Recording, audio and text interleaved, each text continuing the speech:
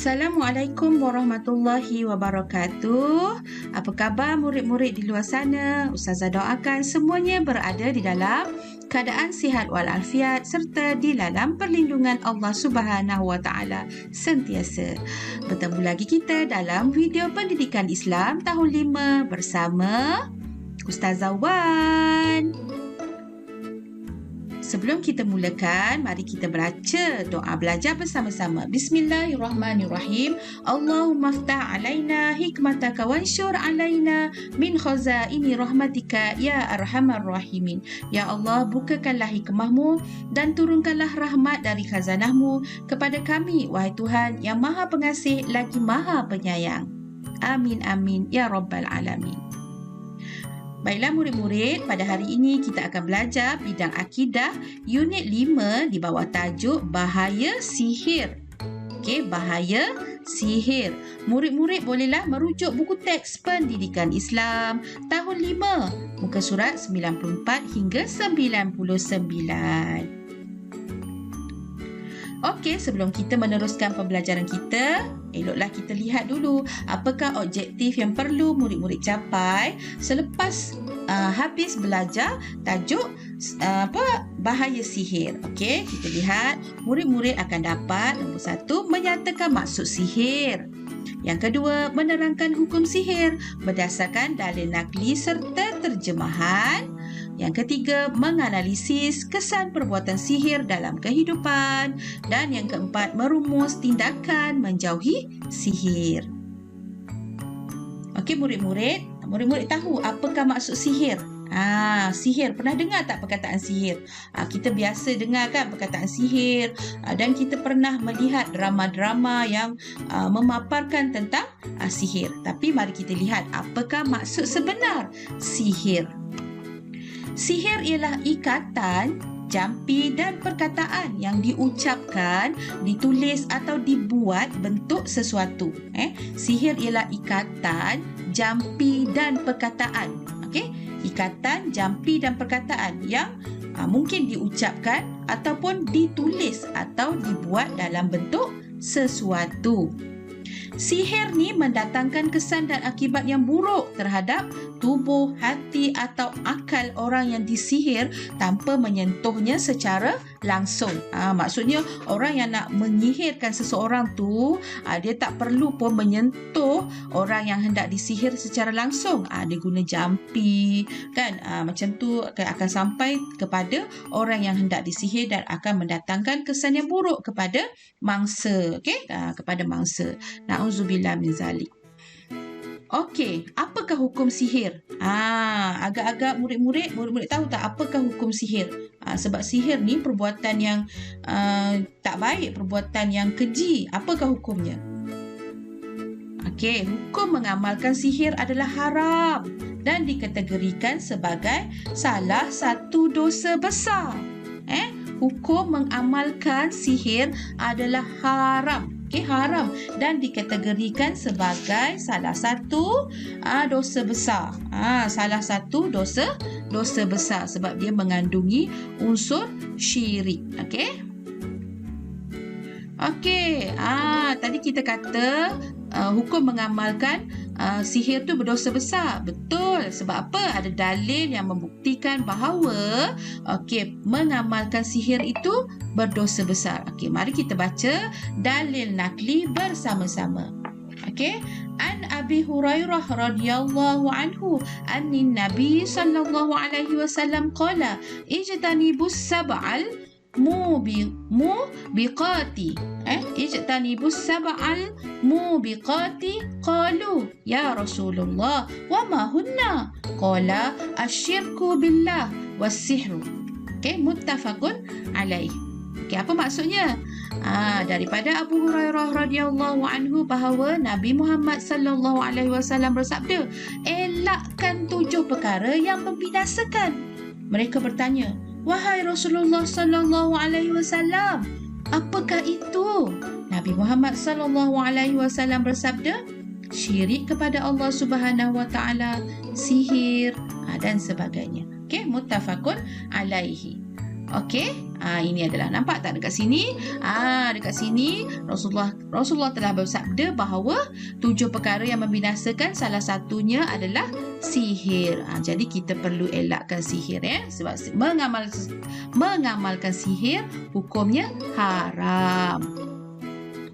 Okey, kita tengok pula contoh-contoh sihir. Contoh-contoh sihir. Sihir ni ada banyak, kita cuba lihat. Contoh di sini. Okey, sihir ni digunakan untuk menimbulkan, orang yang membuat sihir ni digunakan untuk menimbulkan, yang pertama, kebencian. Contoh dia nak melaga-lagakan sesuatu sebab dia dengki, dia tengok contoh dia tengok Ali dengan Abu tu baik rapat, jadi dia nak melaga-lagakan, digunakan sihir. Jadi Ali dan Abu akan timbul perasaan saling membenci, macam tu.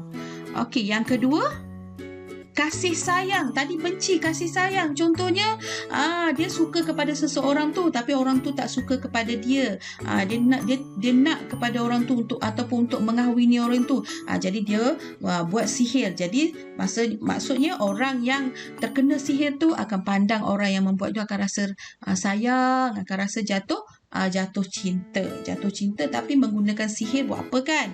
Okey. Seterusnya, menimbulkan kesakitan. Dia sihirkan boleh menimbulkan kesakitan, penderitaan, mungkin yang boleh membawa maut. Okey, ini adalah 3 contoh sihir. Sihir untuk menimbulkan kebencian, sihir untuk menimbulkan kasih sayang, sihir untuk menimbulkan kesakitan. Okey, sihir tadi mendatangkan kesan. Kesan baik ke kesan buruk? Dah tentulah kesan buruk. Mari kita lihat apakah kesan buruk akibat melakukan perbuatan sihir. Okey, yang pertama, boleh merosakkan akidah. Sebab kita sihir ni, bila seseorang itu melakukan sihir, dia menggunakan syaitan, syaitan sebagai perantaranya. Sedangkan kita nak minta sesuatu, kita minta dengan siapa? Kita minta dengan Allah Subhanahu Wa Taala. Kita berusaha, kita minta dengan Allah Subhanahu Wa Taala, kemudian kita bertawakal. Minta sahaja pun tak boleh, kita kena berusaha. Tetapi orang yang mengamalkan sihir ni, dia meminta dengan dia menggunakan syaitan sebagai perantaraannya. Maka ini boleh merosakkan akidah. Na'udzubillah min zalik. Okey, yang kedua, membazir wang dan masa. Sebab seseorang yang nak membuat sihir ni, nak menggunakan sihir ni, dia perlukan seorang yang pakar, yang mahir. Jadi dia perlukan mengeluarkan wang. Membazir masa saja berjumpa dengan contoh pawang, untuk membuat sihir tersebut. Membazir wang. Okey, yang ketiga, mendorong sifat iri hati. Sifat dengki terhadap seseorang. Okey, seterusnya, dimurkai Allah. Perbuatan sihir ini dah tentulah mendapat kemurkaan daripada Allah Subhanahu Wa Taala, mendapat laknat daripada Allah Taala sebab sihir ni salah satu daripada dosa besar. Okey, seterusnya, kesan perbuatan sihir yang seterusnya ialah malas berusaha. Sebab kita guna jampi-jampi je, nak pandai guna jampi, nak rumah besar pun kita guna untuk mendapatkan kekayaan pun kita guna sihir. Benda tu akan membuatkan seseorang itu malas berusaha. Seterusnya, hati resah gelisah. Orang yang mengamalkan sihir ni, dia tak tenang. Dia akan resah, gelisah, tidur malam tak lena, diganggu oleh sesuatu yang buruk, kan? Dia tak akan rasa tenang sebab dia menggunakan syaitan. Okey. Dan yang terakhir sekali, menyuburkan sikap dendam dan permusuhan dalam masyarakat. Menggunakan sihir ni akan menimbulkan lagi perasaan dendam, permusuhan di kalangan masyarakat kita. Okey, bagaimanakah kita nak menjauhi sihir? Okey, bagaimanakah tindakan kita untuk menjauhi perbuatan sihir? Okey, setiap Muslim hendaklah menjauhi perbuatan sihir. Macam mana kita nak menjauhinya? Mari kita lihat bersama-sama antara cara untuk menjauhi perbuatan sihir.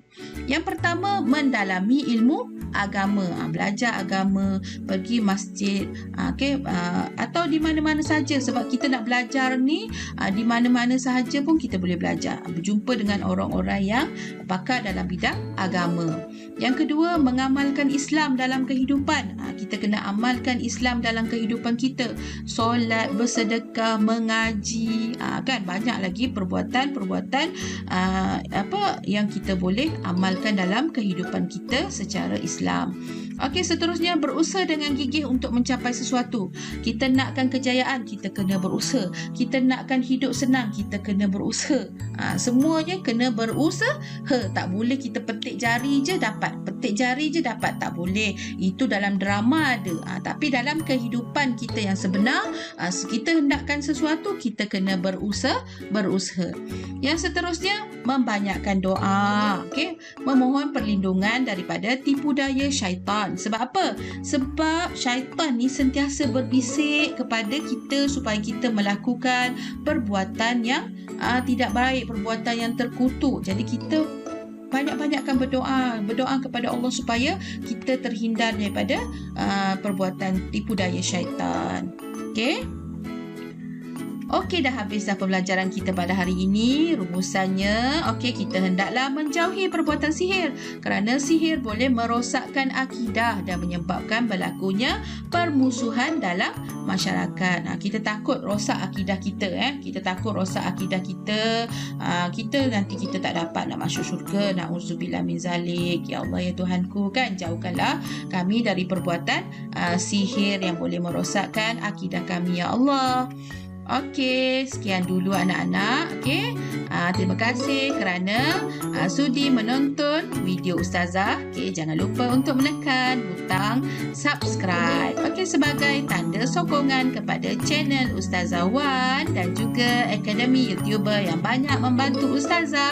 Jumpa lagi. Assalamualaikum.